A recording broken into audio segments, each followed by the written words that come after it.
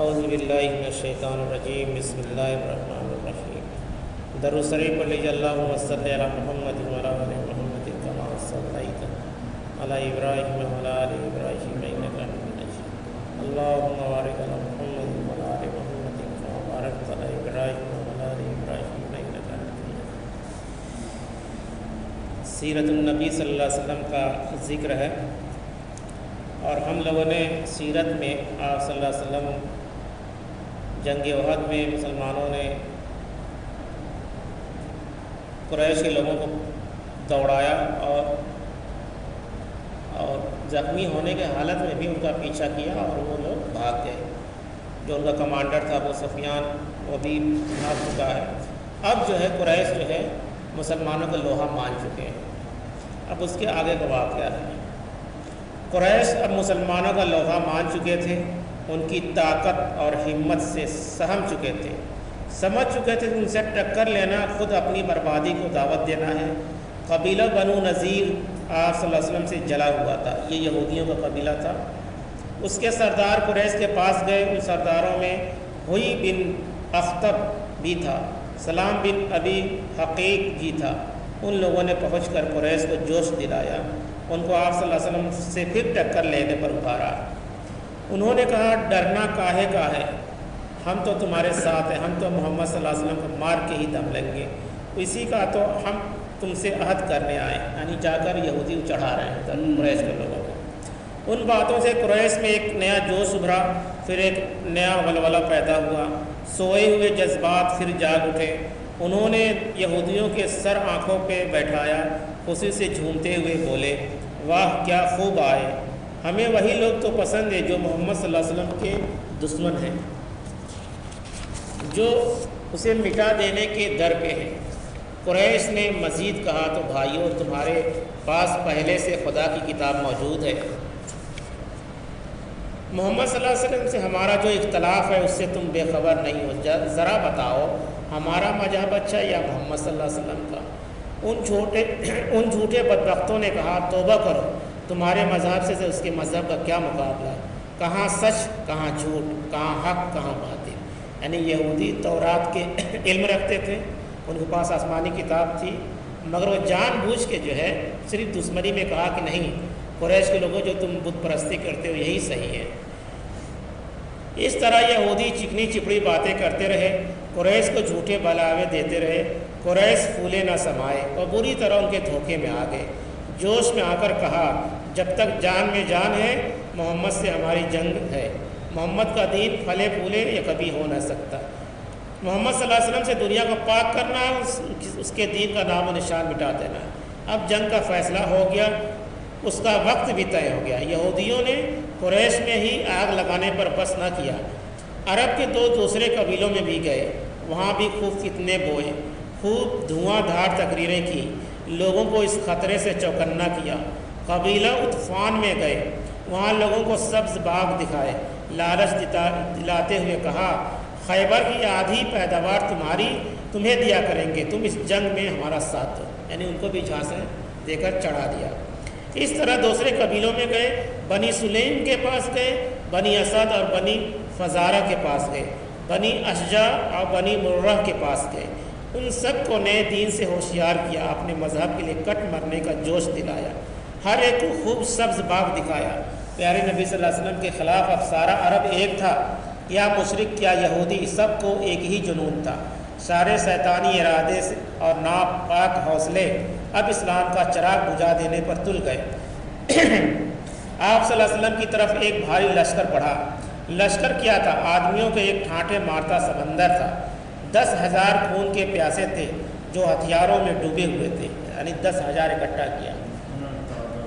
اے محمد صلی اللہ علیہ وسلم اللہ آپ کے ساتھ ہے، وہ آپ کی مدد بھی کر سکتا ہے، دشمنوں کو خار بھی کر سکتا ہے۔ آپ صلی اللہ علیہ وسلم برابر اطلاعات ملتی رہی، سارا عرب آپ صلی اللہ علیہ وسلم پر بکھرا ہوا ہے، ہر طرف سے آپ صلی اللہ علیہ وسلم پر سیلاب کی طرح امڑ آ رہا ہے، مدینوں کو تہس نہس کر دے، دنیا سے مسلمانوں کا نام و نشان مٹا دے۔ اف خدا کی پناہ، جس لشکر کے پیچھے عرب کی پوری طاقت ہو، پیارے نبی صلی اللہ علیہ وسلم سے مقابلہ کیسے کر سکیں گے؟ اس کی غارت گری سے محفوظ رہنے کی کیا ترکیب کریں گے؟ اس کی بربادیوں کا سیلاب کیسے روکیں گے؟ پیارے نبی صلی اللہ علیہ وسلم نے ساتھیوں کو جمع کیا، ان سے مشورہ کیا، سب نے ایک ہی مشورہ دیا، باہر نہ نکلا جائے، مدینہ میں ہی رہ کر مقابلہ کیا جائے۔ حضرت سلمان فارسی رضی اللہ عنہ ایران کے رہنے والے تھے، وہاں کے کچھ جنگی طریقوں سے واقف تھے۔ انہوں نے کہا کھلے میدان میں نکل کر مقابلہ کرنا خطرے سے خالی نہیں، کسی محفوظ جگہ پر لشکر جمع ہو، جدھر سے دشمن کا آنے کا خطرہ ہو ادھر خندق کھود لی جائے۔ پیارے نبی صلی اللہ علیہ وسلم کو یہ رائے بہت پسند آئی، حضرت سلمان فارسی رضی اللہ عنہ نے خندق کھودنے کی رائے دی۔ آپ صلی اللہ علیہ وسلم اسی وقت ایک گھوڑے پر سوار ہوئے، کچھ مہاجرین اور انصار کو بھی ساتھ لیا، گھوم پھر کر مدینہ کے جغرافیائی صورت حال کا جائزہ لیا، خندق کے لیے مناسب جگہ اور اس کی لائن متعین کی، حکم دیا جتنی جلدی ممکن ہو یہ کام شروع کیا ہو جائے۔ فوراً مسلمان اس کام میں جٹ گئے، جلدی کدال پھاوڑوں کا انتظام ہوا۔ بنی قریظہ کے یہودی مسلمان کے حلیف تھے، کھدائی کے بہت سے سامان وہاں سے آ گئے۔ مدینہ تین طرف پہاڑیوں سے اور ناقابل عبور سنگلاخ زمینوں سے گھرا ہوا تھا، بس ایک شمال کی جانب سے کھلا ہوا تھا، اسی طرف خندق کھودنے کی تیاری شروع ہو گئی۔ کھدائی کا نقشہ آپ صلی اللہ علیہ وسلم نے خود بنایا، پھر ہر 10 آدمیوں پر 20 میٹر زمین تقسیم کر دی۔ کھدائی کرنے والے میں آپ صلی اللہ علیہ وسلم خود بھی شامل تھے۔ آپ صلی اللہ علیہ وسلم کو ساتھ دیکھ کر مخلص ساتھیوں میں اور جوش پیدا ہوتا اور بے خود ہو کر کام میں لگے رہتے۔ آپ دیکھیے حضور صلی اللہ علیہ وسلم لوگوں کو بتا بھی رہے ہیں کہ کام کرنا آپ خود کر رہے ہیں، مگر آج کے بڑے لوگ جو کسی عہدے پہ پہنچ جاتے ہیں وہ اس میں ہاتھ بٹانے کو اپنے آپ کو کمتر سمجھتے ہیں، مگر یہ صحیح طریقہ نہیں ہے۔ جو سنت طریقہ ہے کہ اس کا سردار بھی اس میں شامل ہو اور اس کے جوان بھی اس میں شامل ہے، جیسا کہ آپ صلی اللہ علیہ وسلم نے خود کیا ہے۔ کھدائی کرنے والوں میں آپ صلی اللہ علیہ وسلم خود شامل تھے۔ جاڑے کی راتیں تھیں، تین دن کا فاقہ تھا۔ بہادر مسلمان اسی عالم میں کھدائی کرتے، یعنی تین دن بھوکے رہ کے کھدائی کرتے، اپنے سروں پر مٹی ڈھو کر کوہ صلا کے دامن میں پھینکتے، ادھر سے پتھر ڈھو کر لاتے اور خندق کے کنارے چنتے جاتے کہ ضرورت پڑی تو دشمن پر برسانے کے کام آئیں گے۔ 3000 متبرک ہاتھ خندق کھودنے میں مصروف تھے، 3000 لوگوں نے کھودا۔ جوش کا عالم یہ تھا کہ رات اور دن کا ہوش نہ تھا، بھوک پیاس سب کچھ بھولے ہوئے تھے۔ 9 یا 10 دنوں کی انتھک جدوجہد سے کام پورا ہو گیا۔ خندق خود کر تیار ہو گئی، جس کی لمبائی تقریباً 6000 میٹر تھی، اور پتھریلی زمین ہے، یہ بھی یاد رکھیے۔ چوڑائی لگ بھگ 5 میٹر، یعنی لمبائی 6000 میٹر اور چوڑائی لگ بھگ 5 میٹر تھی، اور گہرائی 4 یا 5 میٹر کے آس پاس۔ اور اب مدینہ بالکل محفوظ تھا۔ مدینہ کا ایک پہاڑ ہے، کوہ صلا کے نام سے مشہور ہے۔ خندق اور اس پہاڑ کے درمیان میں ایک لمبا چوڑا میدان تھا۔ پیارے نبی صلی اللہ علیہ وسلم نے اپنی فوج کو اسی میدان میں ٹھہرایا اور کوہ صلا کے اپنی پشت پر رکھا، یعنی پیچھے۔ مدینہ کا بچہ جوش سے سرشار تھا۔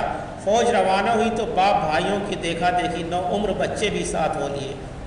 فوج میدان میں پہنچی تو آپ صلی اللہ علیہ وسلم نے جائزہ لیا۔ جو 15 سال سے زیادہ عمر کے بچے تھے انہیں شرکت کی اجازت دی، اور جو اس سے کم تھے انہیں شاباشی دے دی اور سمجھا بجھا کر واپس کر دیا۔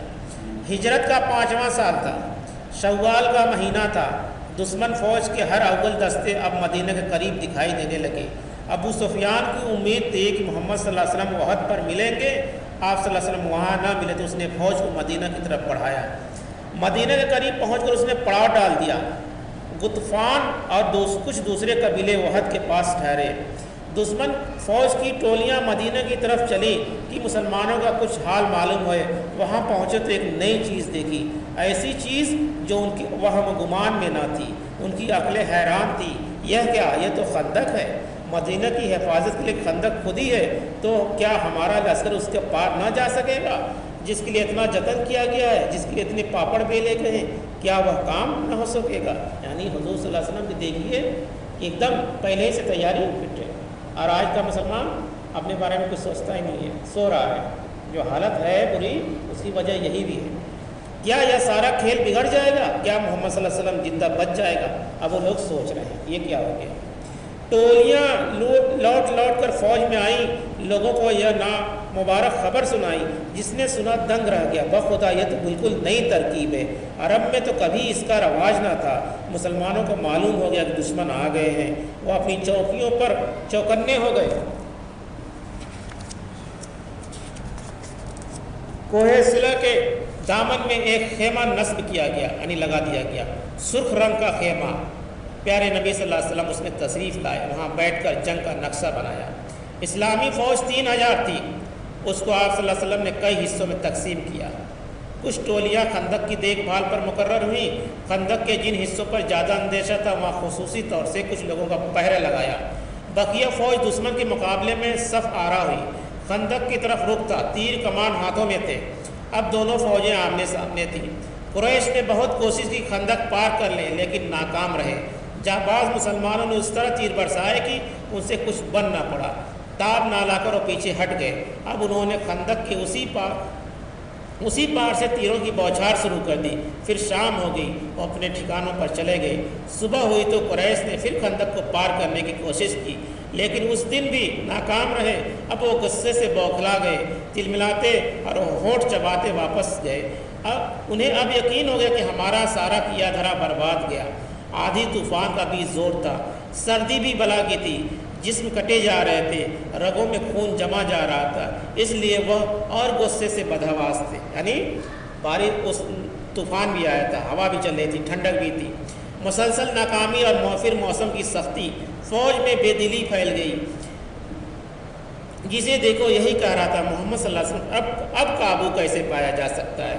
ہوئی بن اخطب نے حال دیکھا تو بہت ڈرا، اس نے فوج اکٹھا کر کے انتھک کوشش کی، نہ جانے کن کن مصیبتوں سے سارا انتظام کیا تھا۔ وہ گھبرا اٹھا، سوچنے لگا اگر فوج میں یوں ہی بے دلی پھیلی رہی تو سپاہیوں کی حوصلے پست ہوتے گئے تو کیا ہوگا، تب تو ساری کوشش مٹی میں مل جائے گی۔ اس کے لیے تو فوراً کچھ کرنا چاہیے۔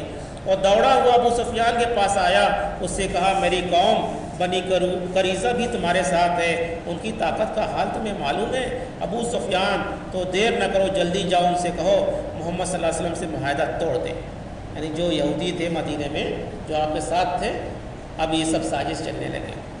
ہوئی تیزی سے بنی قریظہ کی طرف لگا، کسی طرح ان کو پھسلائے، ان کو غداری پر آمادہ کر لے، انہیں توڑ کر اپنے ملا لے۔ بنی قریظہ کے سردار کو محسوس ہو گیا، اس نے پیارے نبی صلی اللہ علیہ وسلم سے معاہدہ کیا تھا۔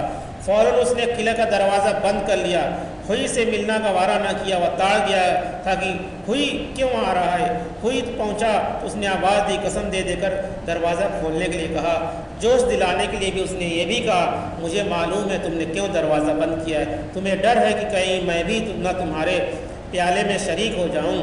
قاب بن اسد کو غیرت آ گئی، اس نے دروازہ کھول دیا۔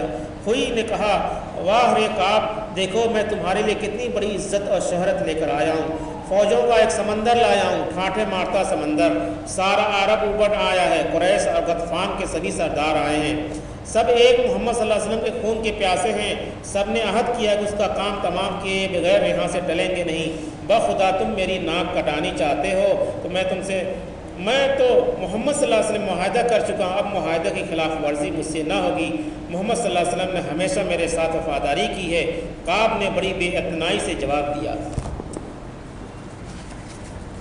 ہوئی مایوس نہ ہوا، وہ بار بار قاب کو غیرت بھڑکاتا رہا۔ اس نے کہا آج پوری قوم کی لاج رکھنا تمہارے ہاتھ میں ہے، اس کی عزت بھی تمہارے ہاتھ میں ہے، اس کی ذلت بھی تمہارے ہاتھ ہی میں ہے۔ اب تم ہی سوچ لو، یہ موقع ہاتھ سے دینے کا نہیں ہے، بے جھجک تم محمد صلی اللہ علیہ وسلم کا معاہدہ توڑ دو اور فوجوں کو راستہ دے دو، وہ سیلاب کی طرف بڑھیں گی اور منٹوں میں محمد صلی اللہ علیہ وسلم اس کی فوجوں کو کھلیان کر دیں گی، پھر پورے عرب پر ہمارا اثر ہوگا، اپنے مذہب کے لیے بھی راستہ صاف ہو جائے گا، مدینہ کی ساری دولت اور جائیداد بھی قبضہ ہو جائے گا۔ اس بار کا وار بیکار نہ گیا، اس نے اس بار ہوئی کا جادو چل گیا۔ قاب اپنی انسانیت کو ذبح کرنے پر راضی ہو گیا، لیکن وہ ابھی ہچکچا رہا تھا، یعنی دھیرے دھیرے اس نے راضی کر لیا۔ غداری کا برا انجام اسے ستا رہا تھا، وہ سوچنے لگا اگر کہیں قریش اور غطفان ہار گئے تو کیا ہوگا؟ وہ لوگ تو اپنا اپنا راستہ پکڑیں گے مگر میں تنہا رہ جاؤں گا، پھر تو میری بری گت بنے گی، بنو نذیر اور بنو قینقاع کی طرح میں بھی ذلیل ہوں گا۔ دو یہودیوں قبیلوں کو اللہ کے رسول سے مدینے سے بھگا دیا تھا، غداری کیے تھے، یہ بھی سوچ رہا ہے وہ، لیکن جلد ہی یہ اندیشہ بھی دور ہو گیا۔ ہوئی نے کہا خدا نخواستہ اگر ہم ہار گئے اور قریش میدان چھوڑ کر بھاگ نکلے تو میں خیبر چھوڑ دوں گا، یہاں آ کر تمہارے ساتھ رہوں گا، جو کچھ سامنے آئے گا تمہارے ساتھ بھی جھیلوں گا۔ کعب کو اب اطمینان ہو گیا، وہ غداری کرنے کے لیے تیار ہو گیا۔ ہوئی کامیابی سے مسرور فوج میں پہنچا، وہاں لوگوں کو خوشخبری سنائی، اسے اب یقین تھا کہ فتح اپنے ہاتھ میں، اب فتح میں بس اتنی دیر ہے کہ بنی قریظہ تیار ہو لے۔ بنی قریظہ کی غداری کی خبر آنن فانن پھیل گئی، یہ خبر مسلمانوں پر بجلی بن کر گری، مسلمانوں کے لیے ایک نئے خطرے کی گھنٹی تھی۔ اب ان کا لشکر بھی خطرے میں تھا، شہر بھی خطرے میں تھا، رسد رسانی کے لیے اب کوئی راستہ نہ تھا۔ دشمن کا اندیشہ بڑھ گیا کیونکہ حملے کے لیے ایک نیا راستہ کھل گیا تھا، اس راستے سے دشمن کے لیے شہر میں گھسنا آسان ہو گیا تھا۔ پیارے نبی صلی اللہ علیہ وسلم نے تحقیق کے لیے حضرت زبیر بن عوام کو دوڑایا، وہ پہنچے تو وہاں بڑی دھوم دھام تھی، ایک عجیب جوش خروش تھا، ہر ایک جنگ کی تیاریوں میں مصروف تھا۔ آپ صلی اللہ علیہ وسلم نے اطمینان کے لیے پھر اسید بن حضیر اور سعد رضی اللہ بن عبادہ اور سعد رضی اللہ بن معاذ کو بھیجا کہ بنی قریظہ کے سردار سے بات کریں۔ سعد رضی اللہ بن عبادہ خزرج کے سردار تھے اور سعد بن معاذ اوس کے، یہ بنی قریظہ کے حلیف بھی تھے۔ ان لوگوں سے آپ صلی اللہ علیہ وسلم نے فرمایا اگر خبر صحیح ہو تو اشاروں کی زبان یعنی کوڈ بھاشا استعمال کرنا کہ مسلمانوں میں بے دلی نہ پھیلے، ورنہ بلند آواز سے اعلان کر دینا۔ یہ لوگ وہاں پہنچے تو صورتحال بہت افسوسناک تھی، وہ لوگ بے وفائی اور غداری کا فیصلہ کر چکے تھے۔ سردار کی حالت تو سب سے زیادہ شرمناک تھی، وہ بڑی ڈھٹائی سے آپ صلی اللہ علیہ وسلم کی بے ادبی کر رہا تھا۔ اس بدبخت نے یہاں تک کہا کہ کون ہے اللہ کا رسول؟ ہمیں کچھ نہیں معلوم کون ہے اللہ کا رسول، ہم تو بس محمد کو جانتے ہیں، محمد سے ہم سے کوئی عہد معاہدہ نہیں ہے۔ جان اشاروں کا جوش آ گیا، صورتحال بہت نازک ہو گئی، قریب تھا وہیں جنگ چھڑ جائے۔ حضرت سعد رضی اللہ بن معاذ نے اپنے ساتھیوں کو سنبھالا اور کہتے ہوئے وہاں سے چل دیے، یہ کیا، یہ ہمارے ان کے تعلقات تو اس سے بھی زیادہ بگڑ چکے ہیں۔ وہ جانشار لوٹ کر آپ صلی اللہ علیہ وسلم کی خدمت میں آئے اور اشاروں میں آپ صلی اللہ علیہ وسلم کو صورتحال بتا دی، لیکن یہ خبر چھپنے والی کب تھی؟ نکلی ہونٹوں پر چڑھی کوٹھوں، یہ محاورہ ہے، ساری فوج میں اس کا چرچا ہو گیا، مدینے میں ہر طرف اس کا شہرہ ہو گیا کہ سب پر بے دلی چھا گئی، ہر طرف مایوسی پھیل گئی۔ جسے دیکھے یہی کہہ رہا تھا خندق تو خوب تیار ہوئی، لیکن اب خندق سے کیا ہوتا ہے؟ اب تو بنی قریظہ قلعہ سے حملہ ہوگا، ہائے اب کیا بنے گا؟ اب محاصرہ بہت سخت تھا۔ اسی حال میں کئی دن گزر گئے، دشمن مدینے کے گرد گھیرا ڈالے رہے، یہ بڑا کٹھن وقت تھا، مسلمانوں پر کئی فاقے گزر گئے، تاب نہ لا کر وہ بلبلا اٹھے۔ پیارے نبی صلی اللہ علیہ وسلم کو اندیشہ ہوا کہیں ساتھی ہمت نہ ہار جائیں۔ آپ صلی اللہ علیہ وسلم نے غطفان کے پاس ایک آدمی بھیجا، اگر تم لوگ جنگ نہ کرو اور واپس چلے جاؤ تو مدینہ کی انتہائی پیداوار تم کو دے دیں گے۔ غطفان بخوشی راضی ہو گئے، بات تحقیق کرنے کے لیے اپنے آدمی بھیجے، مگر وہ تہائی پر تیار نہ تھے، انہوں نے آدھی پیداوار کا مطالبہ کیا۔ ابو سفیان ان باتوں سے بالکل بے خبر تھا۔ آپ صلی اللہ علیہ وسلم نے سعد رضی اللہ بن معاذ اور سعد رضی اللہ بن عبادہ کو بلایا اور ان سے مشورہ کیا۔ سعد رضی اللہ بن معاذ نے عرض کیا اللہ کے رسول صلی اللہ علیہ وسلم اگر یہ خدا کا حکم ہے تو وہ انکار کی مجال نہیں، آپ صلی اللہ علیہ وسلم کا فیصلہ جب بھی ہے تسلیم ہے، جو بھی ہے سب تسلیم ہے۔ اگر یہ ارادہ ہم لوگوں کے خیال سے ہے تو کچھ عرض کروں، یہ تو تم ہی لوگوں کے لیے کر رہا ہوں، اے میرے ساتھ، میں نے سوچا اس طرح دشمن کا دباؤ کچھ کم ہو جائے گا۔ آپ صلی اللہ علیہ وسلم نے نہایت شفقت آمیز لہجے میں ارشاد فرمایا جب ہم کافر تھے تب تو کوئی ہم سے کچھ نہ لے سکا، اللہ کے رسول اب تو آپ کی برکت سے ہمارا درجہ بلند ہو گیا ہے، ان کے لیے تو ہمارے پاس اب صرف تلوار ہے۔ حضرت سعد بن معاذ نے اپنا دل کھول کر رکھ دیا۔ پیارے نبی صلی اللہ علیہ وسلم نے یہ ہمت دیکھی تو آپ صلی اللہ علیہ وسلم کو اطمینان ہو گیا کہ غطفان سے معاہدہ کا ارادہ چھوڑ دیا اور ان کے آدمی واپس چلے گئے۔ یعنی آپ صلی اللہ علیہ وسلم نے کچھ حکمت اپنانی چاہیے کہ ہو جائے، مگر مسلمانوں کا حوصلہ دیکھ کر پھر آپ نے کوئی معاہدہ نہیں کیا۔ قبیلہ غطفان کا ایک رئیس تھا نعیم بن مسعود، وہ اندر ہی اندر مسلمان ہو چکا تھا، مگر قبیلہ والوں کو خبر نہ تھی۔ وہ چھپ کر رات میں آیا اور آپ صلی اللہ علیہ وسلم کے پاس آیا، اپنے مسلمان ہونے کی خوشخبری سنائی اور عرض کیا، اللہ کے رسول میرے اسلام لانے کی کسی کو خبر نہیں، آپ جو چاہیں مجھ سے کام لے لیں۔ آپ صلی اللہ علیہ وسلم نے فرمایا، نہیں، اس طرح کہ تم تنہا آدمی ہو، جس طرح ہو سکے ان دشمنوں میں پھوٹ ڈالو، ان سے ہمیں نجات ملے، اس لیے کہ تم چاہو کرو اور جو چاہے کہو۔ نہیں، اسی وقت چلے گئے اور سوچتے رہے کیا کروں، کس طرح دشمنوں میں پھوٹ ڈالوں، کس طرح ان کے ناپاک عزائم کو ناکام کروں۔ دشمنوں میں اب ایک نیا جوش تھا، ان کے حوصلے پہلے سے کہیں زیادہ بلند تھے، انہیں سردی کی سختی کی ذرا فکر نہ کی، خندق بھی کوئی پرواہ نہ کی، اب بنی قریظہ کے ساتھ تھے، اب دل کے ارمان نکالنا آسان تھا۔ تو اس طرح سے آپ صلی اللہ علیہ وسلم نے ان کو نعیم کو بھیج دیا کہ تم جاؤ اور کہ تو یہ اسٹریٹجی ہوتی ہے فوج مطلب جنگ کی، کہ آدمی جو ہے، اب دیکھیے وہ سب جو ہے جو آپ صلی اللہ علیہ وسلم کے ساتھ تھے، وہ یہودی قبیلہ، ان کو بھی توڑ لیا تو اس طرح سے جو حکمت اپنانی چاہیے جنگ میں وہ سب کرنا چاہیے، کر سکتے ہیں، اللہ کی طرف سے اس کی اجازت ہے، کیونکہ وہ بھی چالے چل رہے ہیں، مکاری کر رہے ہیں، جھوٹ بول رہے ہیں، مگر آپ صلی اللہ علیہ وسلم کوئی جھوٹ نہیں بول رہے ہیں، ٹھیک ہے، آپ صلی اللہ علیہ وسلم ایک دم کھرا کھوٹا فیصلہ سنا رہے ہیں، اور مسلمانوں کی ہمت کو دیکھ کر آپ نے معاہدہ بھی چھوڑ دیا۔ تو اس طرح سے جو ہے یہ جنگ جو ہے انشاءاللہ مسلمانوں ہی اس میں فتح ہوگی۔ اب آگے کا واقعہ کل انشاءاللہ بیان ہو جائے گا۔ اللہ تعالیٰ سے دعا ہے کہ ہم لوگوں کو سیرت محمدی صلی اللہ علیہ وسلم پر چلنے کی توفیق عطا فرمائے، آمین۔ سبحان اللہ وبحمدہ، سبحانک اللہم وبحمدک، نشہد ان لا الہ الا اللہ ونستغفرک ونتوب الیک۔ سبحان ربک رب العزۃ عما یصفون وسلام علی المرسلین والحمد للہ رب العالمین۔